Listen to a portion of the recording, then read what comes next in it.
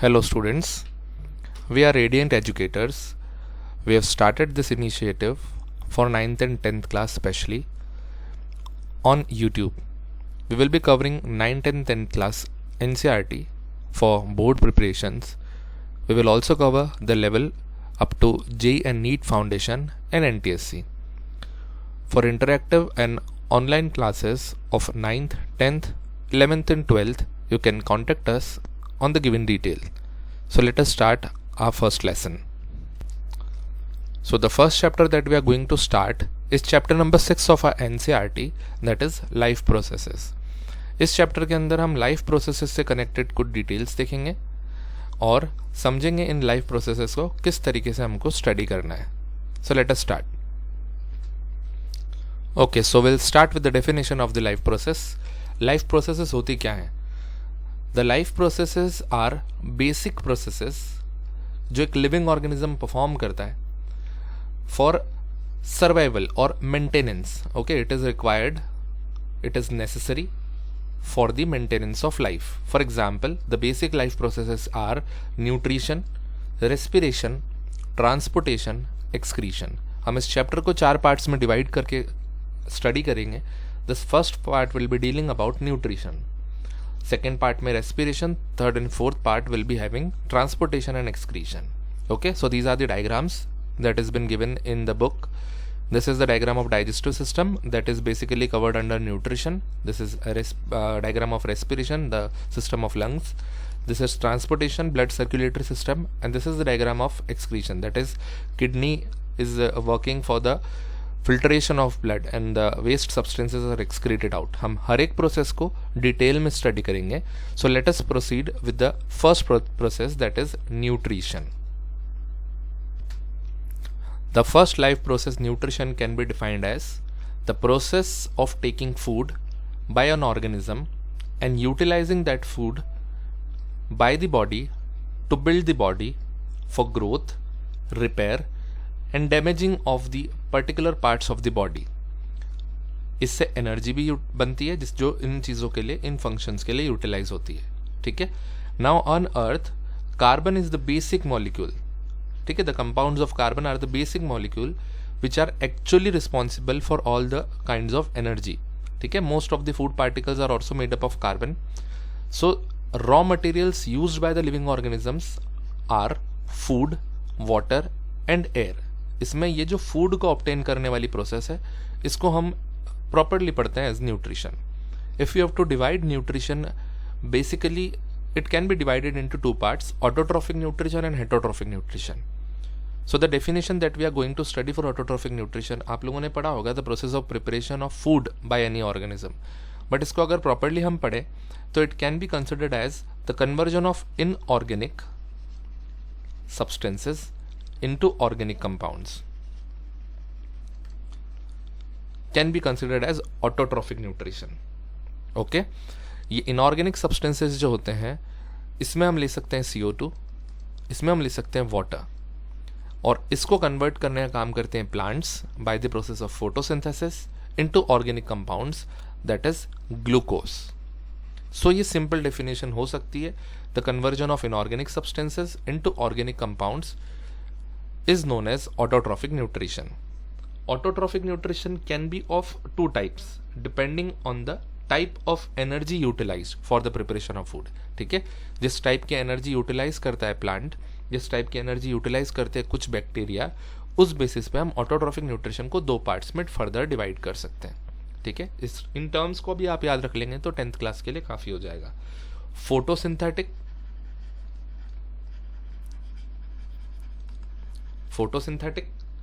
और chemosynthetic.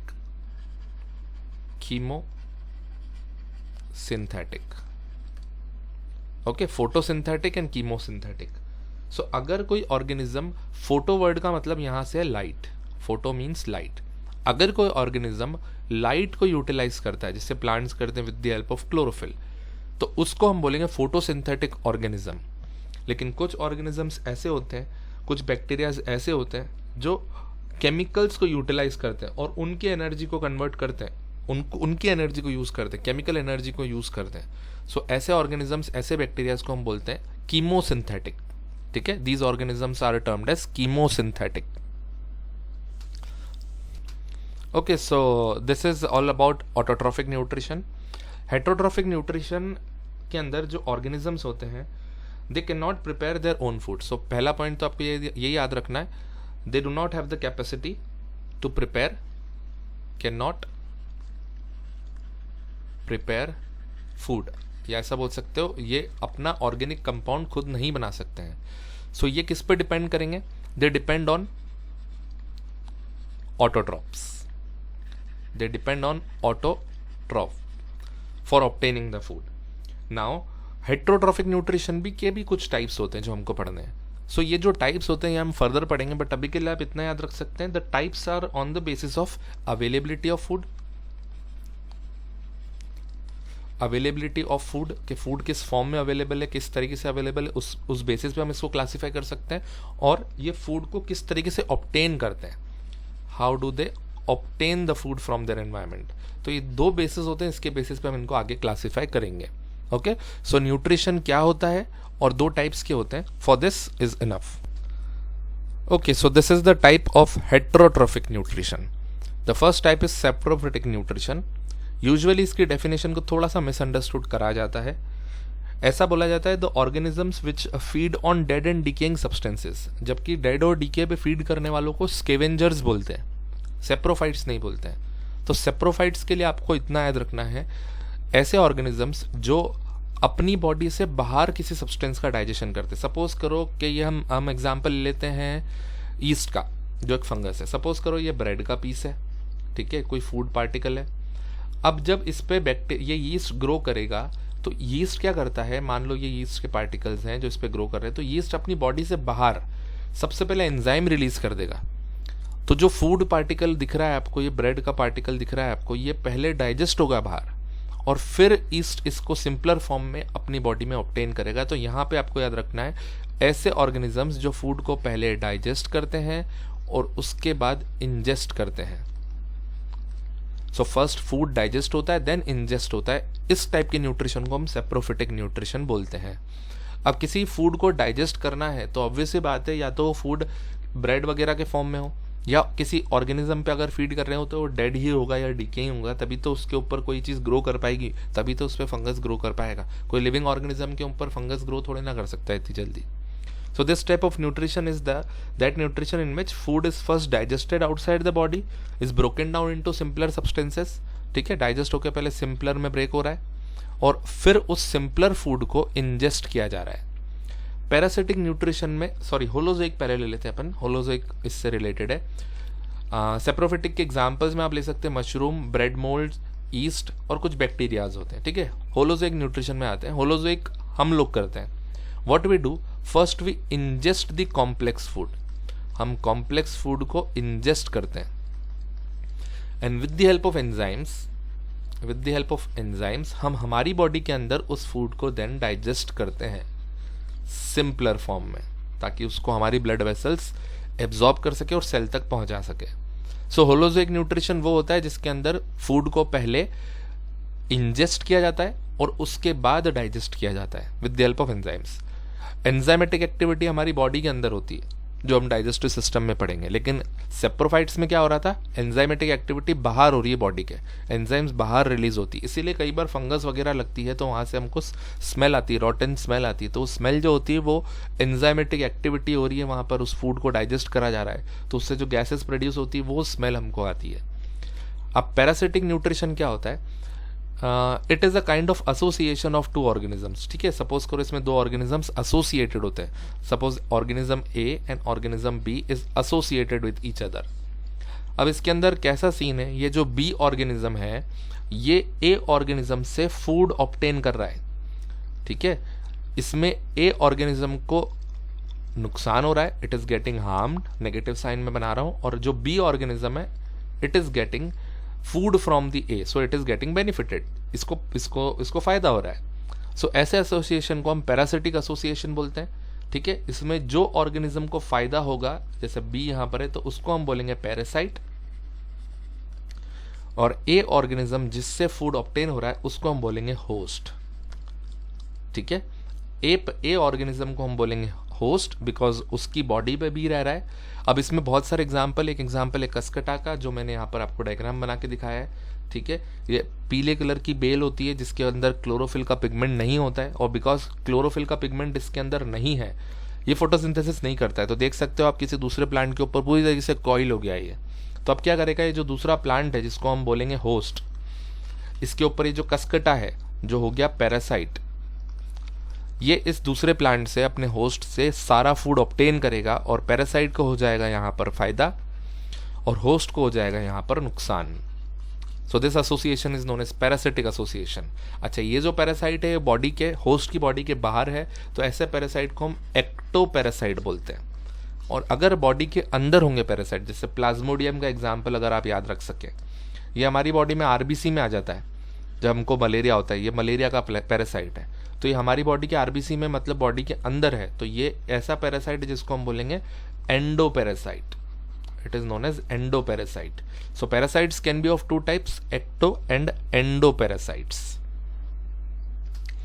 Okay, so these are the three types of heterotrophic nutrition, that is okay heterotrophic, this यहाँ पर ओ होना चाहिए heterotrophic में स्पेलिंग में, ठीक है, देख लेना इसको। सो हेट्रोट्रॉफिक न्यूट्रिशन के 3 टाइप से एग्जाम्पल्स जरूर नोट कर लेना बेटा, जब भी आप इसकी थ्योरी लिखते हैं साथ में एग्जाम्पल्स आपको देने ज़रूरी होते हैं। एग्जाम्पल से आपको काफ़ी अच्छे मार्क्स फेच होते हैं। चलिए, let us take the next process. Okay, so let us see the process of photosynthesis in detail. इससे काफ़ी क्वेश्चंस आते हैं, तो इसको ध्यान से समझिएगा। अगर डेफिनेशन वाइज हम इसको देखें, so it can be defined as the process which is performed by the autotrophic nutrition, autotrophic organism, ठीक है, which contain chlorophyll, okay, and it is the process by which they manufacture their own food या own energy source, जैसे simpler sugar होती है, ठीक है। So they synthesise their own energy source by the intercellular chemical reaction which occurs between carbon dioxide and water. Okay, so it is an intercellular reaction that is occurring between carbon dioxide and water, and by this, with the help of chlorophyll, it is occurring in the presence of sunlight, and by this process, by this reaction, they are synthesizing energy source जो simpler sugar हो सकता है, ठीक है। इसमें जो photochemical by product होता है वो होता है ऑक्सीजन।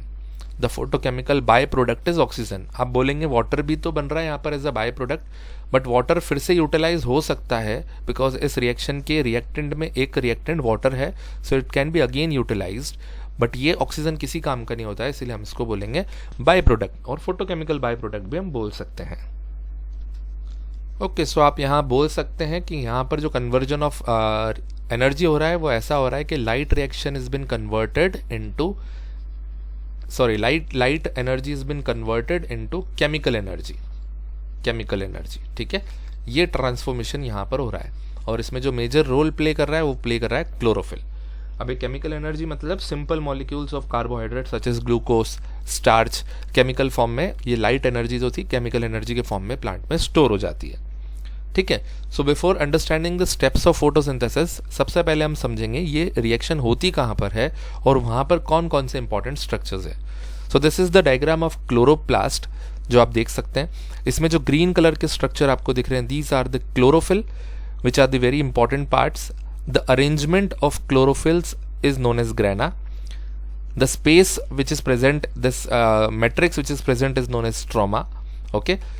इस मेम्ब्रेन को हम बोलते हैं थाइलेकॉइड, और इस स्पेस को बोलेंगे, बीच में जो स्पेस है, ठीक है, जो क्लोरोफिल के आसपास है, इस मेम्ब्रेन को हम बोलेंगे थाइलेकॉइड मेम्ब्रेन, और ये जो बीच में स्पेस आपको दिख रहा है इसको बोलेंगे हम thylakoid space, okay. So let us understand the structure of chlorophyll. कुछ मार्किंग्स मैं इसमें करता हूँ, उसको समझते हैं हम। ओके, सो क्लोरोफिल के अंदर बेसिकली ये 2 पार्ट्स होते हैं, एक पॉर्फिरिन रिंग और एक फाइटोल चेन। जो पॉर्फिरिन रिंग होती है that is made up of 4 pyrrole rings. ये जो पायरोल रिंग्स होती हैं ये हेट्रो मॉलिक्यूल रिंग होगी, इसके अंदर 6 एटम्स होते हैं। कुछ इस तरीके की ये रिंग होती है, ठीक है, जैसे बेंजीन का स्ट्रक्चर होता है, कुछ इस तरीके की ये रिंग होगी। ओके, इस रिंग के अंदर एक एटम होता है नाइट्रोजन का, बाकी 5 जगह पर होते हैं कार्बन। ठीक है, so this is known as pyrrole ring. तो 4 पायरोल रिंग से बनके पॉर्फिरिन रिंग बनती है और एक होती है फाइटोल चेन। ओके, इस पॉर्फिरिन रिंग के अंदर एक नॉन आयोनिक सेंटर में नॉन आयोनिक मैग्नीशियम भी होता है, ये भी बात याद रखना। ठीक है, मैग्नीशियम भी प्रेजेंट रहता है और यही मैग्नीशियम जो होता है यही ग्रीन कलर के लिए रिस्पॉन्सिबल होता है क्लोरोफिल के। The green colour of chlorophyll is due to this magnesium ion. So कभी एमसीक्यू वगैरह में आ सकता है मैग्नीशियम आयन के बारे में, बट याद रखना है नॉन आयोनिक मैग्नीशियम होता है जो पॉर्फिरिन रिंग के सेंटर में प्रेजेंट होता है। ठीक है, अब अगर फाइटोल चेन की बात करें तो ये एक चेन होती है which is made up of insoluble carbon and hydrogen, और इसका काम सिर्फ इतना होता है, ये एंकरेज प्रोवाइड करता है, it provides anchor to chlorophyll. ठीक है, ताकि वो थाइलेकोइड्स के फॉर्म में अरेंज रह सके, थाइलेकोइड्स के साथ में अरेंज रह सके। बेसिकली 2 टाइप के क्लोरोफिल आपको पढ़ने को मिलते हैं, chlorophyll a and chlorophyll b. So chlorophyll a पढ़ने को मिलेगा, क्लोरोफिल बी पढ़ने को मिलेगा। ठीक है, ये 2 क्लोरोफिल आपको पढ़ने को मिलते हैं। इसके अलावा कैरोटिनॉइड्स होते हैं जिसके बारे में हम एक छोटा सा कंसेप्ट पढ़ेंगे आगे।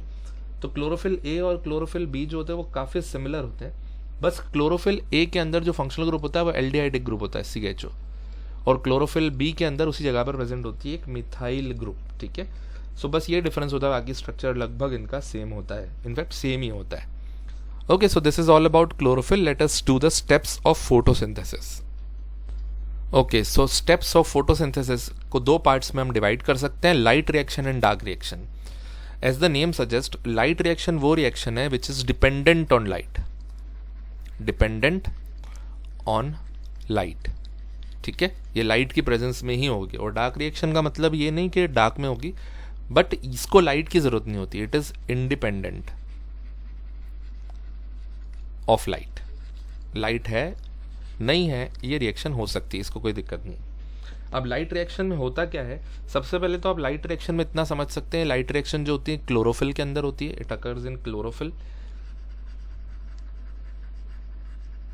ठीक है, इट अकर्स इन क्लोरोफिल, और इसमें होता क्या है, तो इसमें फोटोलाइसिस ऑफ वाटर होता है। Just a second. ओके, इसमें होता है